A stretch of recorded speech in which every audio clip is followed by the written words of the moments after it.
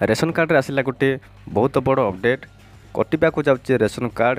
चलतु आमे जानिबा केउ मानक रेशन कार्ड कटिबो एवं काहेकि कटिबो एवं केउ माने नुआ एड होई परिबे। चलतु आमे एही वीडियो माध्यम संपूर्ण डिटेल जानिबा। एही वीडियो को देखिबा आकर वीडियो गोटे लाइक कर दियंतु एवं सब्सक्राइब कर नथिले एबे ही आम चैनल को सब्सक्राइब कर दियंतु, जहा फल रे कि आमे अपलोड करिबार वीडियो आपण माने सर्वप्रथमे पाई परिबे।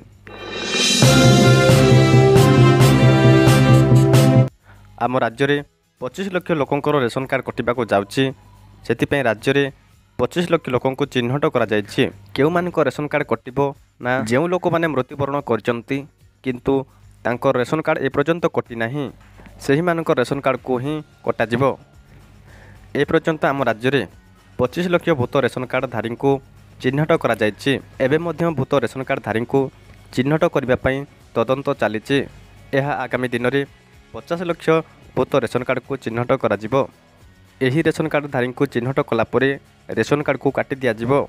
जो माने ऑनलाइन रे आवेदन करथिले सेमानंकु नुआ रेशन कार्ड रे ऐड करा जिवो। एही विषय रे खाद्य कल्याण विभाग एवं खाउटी कल्याण विभाग मंत्री कहिसंती एही फॉल्स रेशन कार्ड धारी को चिन्हट कला परे ताकू काटी दिया जिवो एवं जेतिकी रेशन कार्ड कटा गला सेतिकी नुआ योग्य हिताधिकारी को रेशन कार्ड रे ऐड करा जिवो।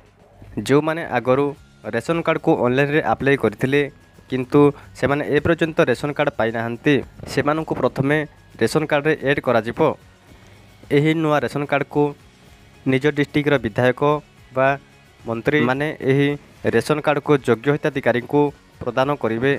जो माने रेशन कार्ड को ए पर्यंत अप्लाई करि नाही सेमाने ऑनलाइन माध्यम रे अप्लाई करि दंतु।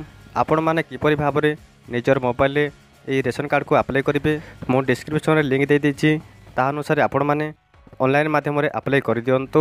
अप्लाई कर सारिला परे सेकेंड फेज रे आपण मानकु रेशन कार्ड दिया जिवो। एहा थिला हमर संपूर्ण अपडेट।